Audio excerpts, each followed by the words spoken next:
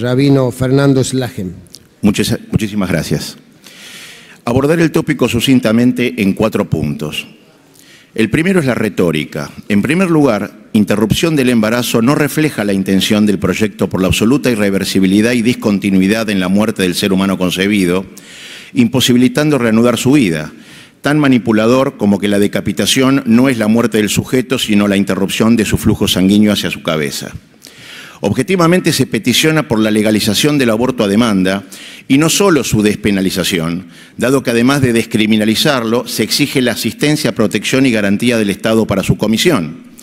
Ya la milenaria cultura legal judía tiene la categoría jurídica exento pero prohibido para acciones que, si bien son reprensibles, no tienen pena judicial, radicalmente distinto a su legalización que garantiza su comisión. No se legaliza, por ejemplo, el despenalizado hurto famélico, brindando garantías, asistencia y protección para hurtar. Respecto de si el feto es o no persona, el estatus de persona es jurídico, no científico. Incluso ya en la Biblia, persona es solo al nacer, pero que no se otorga ninguna potestad sobre el embrión por ser un humano. De hecho, se permite, incluso obliga a transgredir ciertos preceptos para no obstaculizar la vida y bienestar del embrión, y hasta un marido agonizante puede adquirir bienes en nombre del feto. Esto obedece al reconocimiento del ser humano por su genotipo, más allá de su estatus jurídico.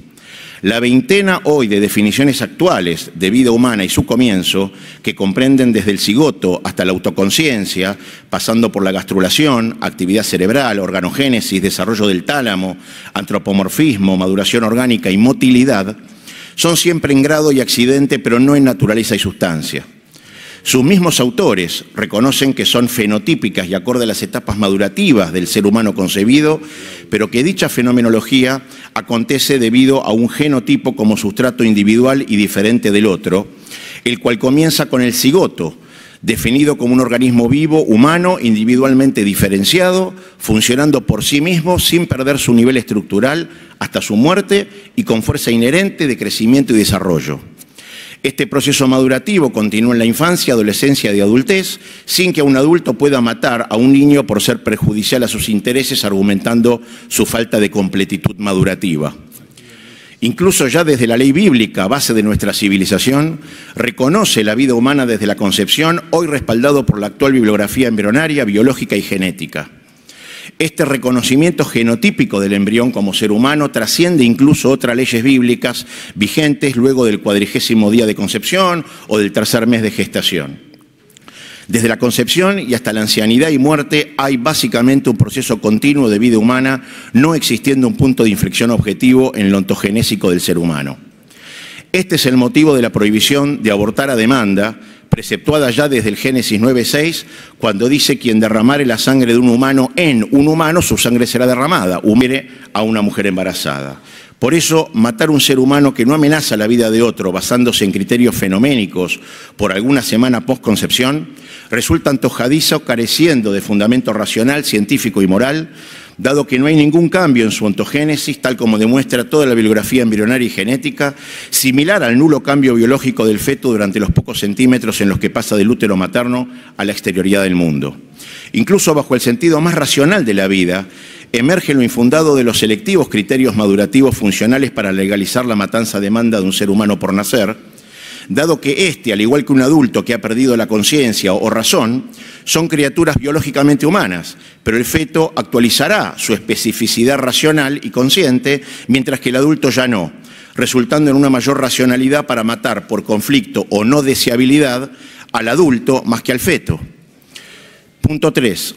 Sobre el derecho a decidir sobre el propio cuerpo, no solo es incorrecto, dado que, entre otros ejemplos, es ilegal vender mis órganos para obtener dinero, alegando que es mi cuerpo, sino que también manipula intencionalmente la realidad por no tratarse esencialmente de una cuestión corpórea del sujeto para consigo mismo, sino primordialmente de dos vidas humanas distintas, donde natural y transitoriamente una se encuentra dentro del cuerpo de la otra. Y aquí se impone el postulado civilizatorio no de poner contra la vida de tu prójimo, sin especificar desde qué etapa fenoménica rige. De hecho, y también se podría argumentar que el cigoto, embrión y feto son efectivamente otros cuerpos, tal como es harto visto en cualquier ecografía. Ni siquiera en las más antiguas leyes bíblicas se considera el feto como un órgano más de la madre, sino para referir a los casos donde la afectación de la madre repercute directa y simultáneamente en el feto. El postulado de no poner contra la vida del prójimo, así como el no asesinarás y otros tantos, son base civilizatoria, prohibiendo matar a otro por utilidad, beneficio o satisfacción de necesidades. Cuarto y último punto. Las excepciones. En un solo caso la Biblia exige abortar, cuando la vida del embrión amenaza inexorablemente la de su madre, debiendo elegir exclusivamente entre una u otra, priorizando la vida de la madre por ser preexistente.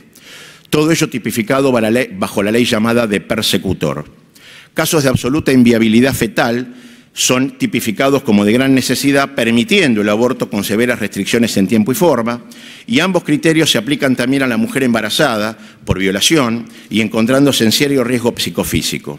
No obstante, estos casos son cuantitativamente insignificantes frente a los millones de abortos inducidos anuales en el mundo, según la Organización Mundial de la Salud, cuya mayoría son embarazos no deseados por ser conflictivos respecto de los intereses personales, familiares o sociales y hasta por control de natalidad, siendo estos los reales motivos del actual proyecto para la legalización del aborto a demanda. Como conclusión, el aborto a demanda no es un problema sanitario, no es un problema jurídico ni económico, sino que es un problema humano.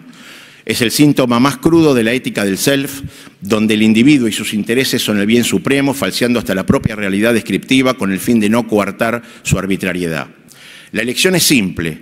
Se acepta el postulado y base civilizatoria, no asesinarás, vigente ya en el cigoto, o a sabiendas de la falta de fundamento se decide antojadizamente desde cuándo a ese ser humano vivo individual y diferenciado se le dice humano, anterior a lo cual se legaliza su matanza. Eliminar una vida humana cosificándola como un problema no es la solución al aborto clandestino, sino la eficiencia en políticas educativas y sociales de prevención y anticoncepción, más otras de asistencia y contención a la mujer en conflicto con su embarazo, porque la gran mayoría de los embarazos no deseados, acorde al informe de mortandad mundial, son adolescentes entre 14 y 19 años. Si eliminamos en lugar de solucionar, entonces el valor caduca ante el interés. Si satisfacemos la problemática de un embarazo no deseado, pero como consecuencia de una relación sexual sí deseada y consentida, mediante la muerte del ser humano como descarte, ¿por qué no eliminar la invalidez, la discapacidad, la desnutrición o la pobreza mediante la eutanasia social como problema de salud pública? Así lo hizo hace tan solo 50 años la eugenésica organización estatal Action T4, eliminando a 250.000 vidas.